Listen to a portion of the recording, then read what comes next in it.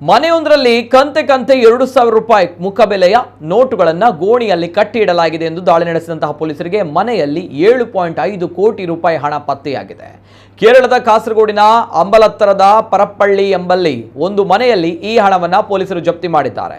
ಗುರುಪುರಂ ಎಂಬಲ್ಲಿ ಬಾಡಿಗೆಗೆ ನೀಡಿದಂತಹ ಮನೆಯಲ್ಲಿ ಈ ಹಣ ಪತ್ತೆಯಾಗಿದೆ.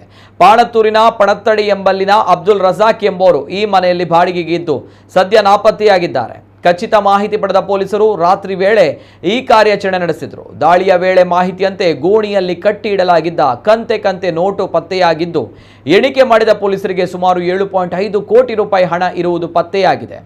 ಆದರೆ ಎಣಿಕೆ ನಡೆಸಿದ ಪೊಲೀಸರಿಗೆ ಇದೊಂದು ನಕಲಿ ನೋಟುಗಳು ಅನ್ನೋ ವಿಚಾರ ಗೊತ್ತಾಗಿ ಶಾಕ್ ಆಗಿದ್ದಾರೆ. 2023ರ ಮೇ ತಿಂಗಳಿನಿಂದಲೇ 2,000 ರೂಪಾಯಿ ನೋಟುಗಳನ್ನು RBI ಬ್ಯಾನ್ ಮಾಡಿತ್ತು.